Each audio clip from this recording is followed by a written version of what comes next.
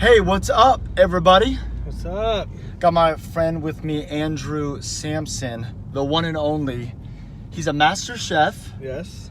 And he's also a small group leader at Gravity. That's right. And one of the things that I think affect like how we're doing on the inside is our friendships. Yeah. So real quick, tell everybody like a little bit of that story, like how God used people in your life to help you and all that stuff. Back before I was saved, I had gotten into drugs, and I started dealing drugs. I was growing pot, all that kind of stuff, and I had lots of friends. I had lots of acquaintances. I had, hundreds of people on my contacts that contacted me every day. My house was the party house. Like, right. I had lots of people around me. Yeah. And then that kind of lifestyle led to my heart attack. I had congestive heart failure, which put me in the hospital for 21 days. And what did they tell you when you were in the hospital for that? I mean, that's 3 weeks. What they say? They basically said that I had congestive heart failure. My heart was only functioning at 18%, and that I had to get on a heart transplant. Wow. And so I was on the heart transplant list, and I didn't have long to live. And that was because of the drug use? That was because of the drug use, okay. Yeah. And so after that, I got out, and but while I was in that hospital and in the darkest point of my life, when literally they told me I had a year to live, I was in the darkest place that I've ever been in my life before. And I had lots of things. I had a house, I had cars, I had everything, society wants you to have, you know what I mean? Right. And, but in that time, I was alone. Nobody came and visited me. All the friends that I thought I had never came and saw me. I was in the hospital for 3 weeks. Was that something you felt discouraged by when you were in the hospital, or was that more when you looked back on it? It was a little bit of both. So it was lonely being in the hospital, because when you're in a hospital room, and I was hooked up to all these machines, so I couldn't get up and walk around or anything. Right. So I was pretty much bedridden. It was a lonely time, and I was going through a lot. So just to maybe see somebody would have been, nice or encouraging. Yeah, you know what I mean? But then I realized that I don't really have anybody, and so that was hard.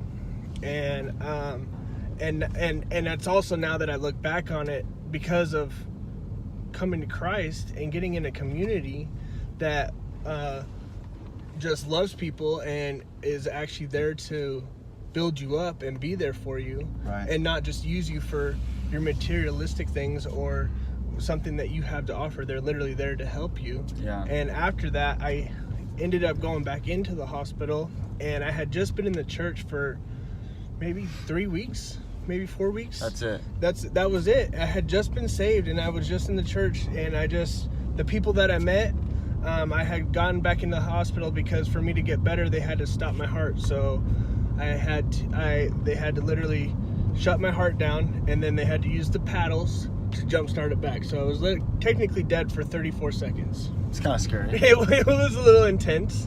But it was. They tell you all that? Yeah, and it was. Boy. It was a controlled. Like, they did it on purpose, but at the same time, there's still always risk of them not being able to jumpstart your heart back. So it was intense. But in that, I was in the hospital for 3 days, and I had multiple people come and visit me, and during those 3 days, every single day, there was people there that came and prayed for me, that came in, and I'm still friends with those people today. I think it's really important that we take a look at who our friends are and what kind of influence and what they're really doing in our lives. Yeah.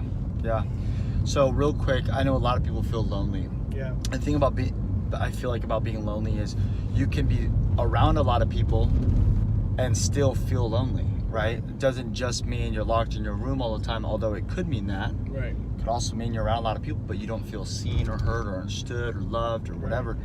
What's one piece of advice you would give somebody who's watching this who just feels alone? Like, what's one way that they can connect with people? Obviously going to church, but maybe somebody goes to church and they feel like, I don't have great friends. You got, like, what would be one thing that you would think of this would be my piece of advice for you.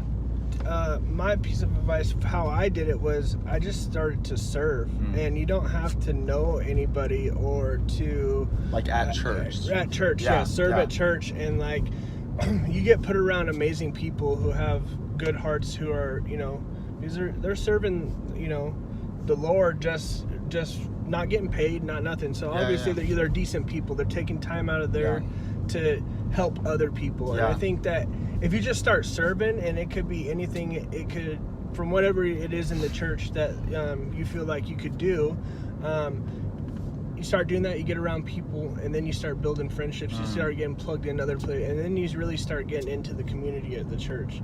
Even though it could be, you know, scary, and maybe like being, you know, just meeting people or talking to people could be scary, but if you just go and serve, you're doing something, and you get put around those people. Well, Andrew, I appreciate you sharing your story, man. I know that you had people in your life to help you when you needed it, and we all still do need it, but it was kind of a pivotal moment of your life, and now you get to do the same thing for other people, and that's the coolest part of the whole story. And so if you're watching this, guys, be inspired and encouraged by Andrew's story. Get plugged into a church, serve somewhere, make some friends. It makes all the difference. It does. Peace.